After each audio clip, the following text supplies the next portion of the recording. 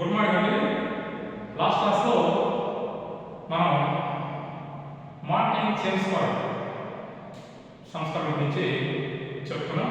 ఇవాళ దాని కంటిన్యూషన్ అంటే 1927 సైమన్ కమిషన్. 1927 Simon commission. ఈ కమిషన్ ఏర్పాటు చేయడానికి ప్రధాన ఉద్దేశం ఒక చట్టం కంటిన్యూషన్. ఈ కమిషన్ ఏర్పాటు చేయడానికి ప్రధాన ఉద్దేశం ఏంటి, ఇది ఎందుకు వచ్చింది, ఎన్ని సంవత్సరాలు దీన్ని ఏర్పాటు చేశారు, దీని యొక్క ప్రధాన ఉద్దేశం ఏంటి అన్నది మనకి టాపిక్లో ఒకసారి చర్చిస్తుంటే, సైమన్ జాన్ సైమన్ అనే వ్యక్తి అధ్యక్షుడిగా ఏర్పాటు చేశారు. ఎంతమంది సభ్యులు అంటే 1+6=7 మెంబర్స్. పూర్తిగా బ్రిటిష్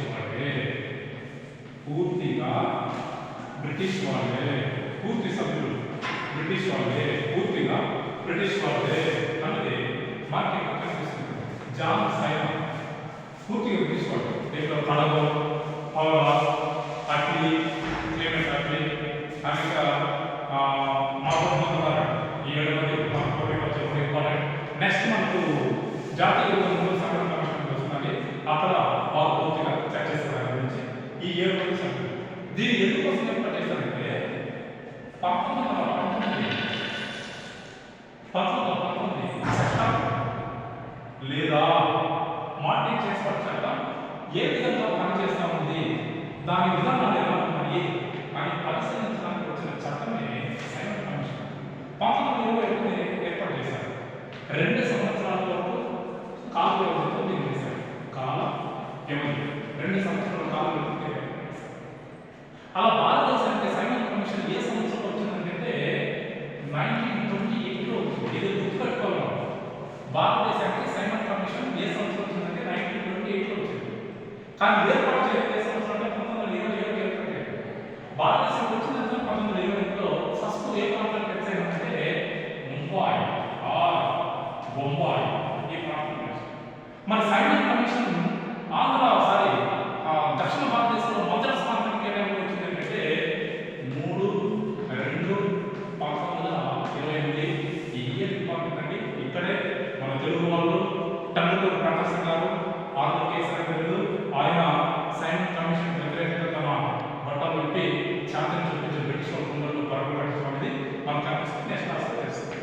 మరి మతం చట్టం ఏ విధంగా పనిచేస్తుంది, మత నియోజకవర్గాల అంశం ఉంది, భారతీయ యొక్క ప్రాధాన్యత ఏమైనా ఉంది, దొంగ ప్రభుత్వం యొక్క ప్రాధాన్యత ఏమైనా ఉంది, మరి భారతదేశంలో అమలు చేస్తున్న సంస్థలు ఏ విధంగా ఉంది అన్న అంశాల గురించి చర్చించడానికి సైమన్ కమిషన్ వచ్చింది. జాన్ సైమన్ ఆధ్వర్యంలో వచ్చింది.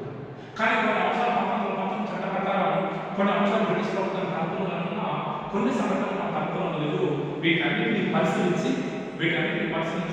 ఒక నివేదికను తయారు చేసి బ్రిటిష్ ప్రభుత్వానికి పంపించడానికి వచ్చిన కమిషన్ సైమన్ కమిషన్. ఈ సందర్భంలోనే ఈ కమిషన్కు అనుకూలంగా వ్యతిరేకంగా అనుకూలంగా ఒడిశా వాళ్ళు రావడం, మాకు ప్రత్యేక రాష్ట్రం కావాలని చెప్పి బ్రిటిష్ ప్రభుత్వాన్ని పెట్టుకోవడం, ఆ ఒడిశా వాళ్ళు బ్రిటిష్ వాళ్ళకి అనుకూలంగా ఉండడం, అలా మనకు స్వతంత్రం రాకముందే ఒక కొత్త రాష్ట్రం ఏర్పడితే ఒడిశా రాష్ట్రం అసలు. సో ఇదండి సైమన్ కమిషన్లో కొన్ని కీలకమైన అంశాలు, కొన్ని మనం పోటీపరచడం కొన్ని కీలకమైన అంశాలు. నెక్స్ట్ వెరీ ఇంపార్టెంట్ పోటీపరచడం ప్రత్యేకించి వీడియో చూసిన వాళ్ళకి వెరీ ఇంపార్టెంట్. 1937లో భారత ప్రభుత్వ చట్టం యొక్క ప్రధాన ఉద్దేశం ఏంటి, ఈ చట్టం వచ్చిన అంశాలు ఏంటి అనేవి నెక్స్ట్ క్లాస్లో చూద్దాం. ఒకసారి వీడియో చూస్తున్న వాళ్ళు కంటెంట్ నచ్చితే లైక్ చేయండి, షేర్ చేయండి, సబ్స్క్రైబ్ చేయండి. మీరు సపోర్ట్ చేస్తే నాకు మరిన్ని వీడియో చేయడానికి చాలా ఉంటుంది. అలాగే నేను ప్రతిరోజు షార్ట్ వీడియోలో కొన్ని ఇంపార్టెంట్ ప్రశ్నలు పోటీపరచడం చూస్తా, కొన్ని ఇంపార్టెంట్ ప్రశ్నలు పెడుతున్నానండి. తప్పక చూడండి, అది ఖచ్చితంగా ఎప్పుడో ఉపయోగపడుతుంది. సో అది కూడా నచ్చితే లైక్ చేయండి, షేర్ చేయండి. మరిన్ని వీడియోలు ముందుకు వస్తాం. Thank you.